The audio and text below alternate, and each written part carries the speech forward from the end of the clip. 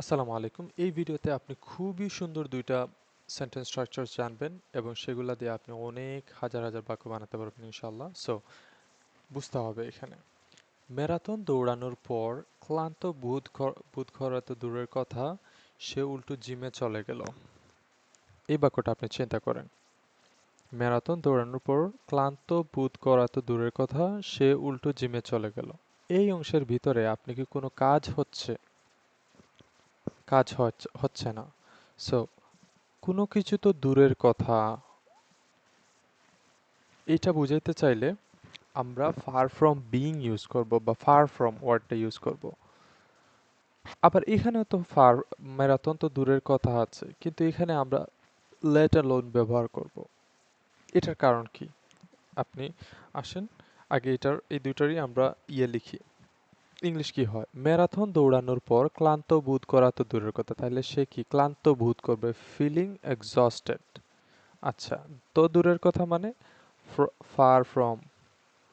তারপরে আমি বলবো মানে ফার ফ্রম ক্লান্ত বোধ করা তো দূরের কথা, তাহলে far from feeling sorry exhausted, far from feeling exhausted.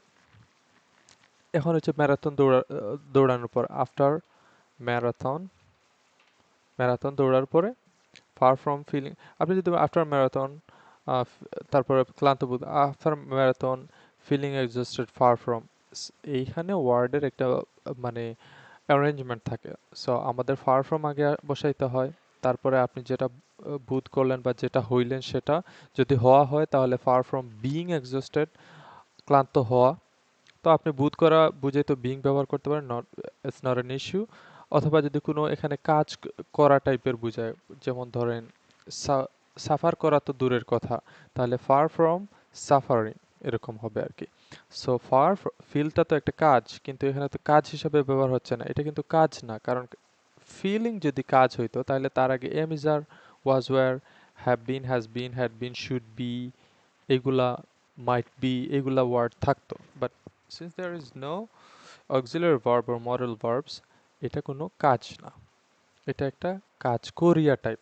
আচ্ছা, far from feeling exhausted after marathon, সে উল্টো জিমে গেল। আচ্ছা, he went to the gym, উল্টো কিন্তু এই ফার ফ্রম থেকে চলে চলে আসছে উল্টোর মিনিংটা। So far from feeling exhausted after marathon he went to the gym. Fine. এই বাক্যে আসেন, সে 5 কিলোমিটারই দৌড়াতে পারলো না, ম্যারাথন তো দূরের কথা। তাহলে আমরা বলি দৌড়াতে পারলো না, যেহেতু তাহলে দৌড়াতে পারে না হলে ক্যান্ট, আর যেহেতু দৌড়াতে পারলো না তাহলে couldn't।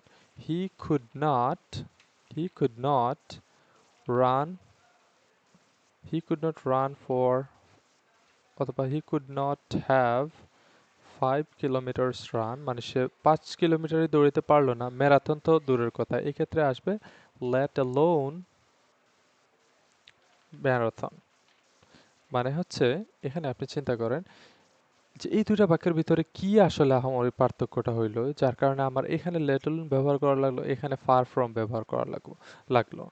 দেখেন, এইটাতে আপনার এক্সপেকটেশনটা কি? সে দৌড়ানোর পরে ক্লান্তি বোধ করার কথা, এটা না করে উল্টাটা করছে এই বাক্যে, তাই ফার ফ্রমটা আসছে।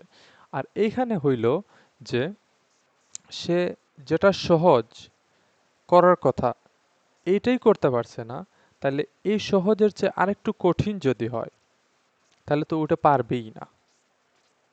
এইটা বুঝাবেন যখন, যেমন ধরেন সে হাঁটতে পারে না, দৌড়াবে কি? তাহলে হি can't walk let alone run.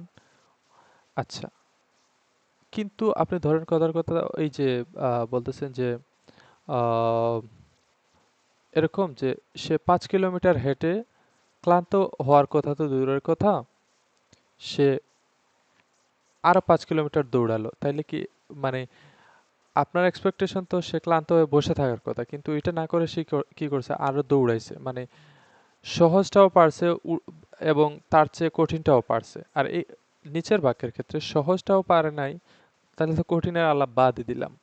তাই যখন সহজটাই পারে না, সেক্ষেত্রে let alone আর যেক্ষেত্রে আমার এক্সপেকটেশনের বাইরের জিনিসও সে করে ফেলতে পারতেছে, মানে যেটা আমি চিন্তা করতেছি যে এটা তার হওয়ার কথা, কিন্তু না, সে আরো কিছু করতেছে, মানে এর চেয়ে আরো বাড়িয়ে অনেক কিছু করতেছে। In this case far from use করব। Thank you for watching this video.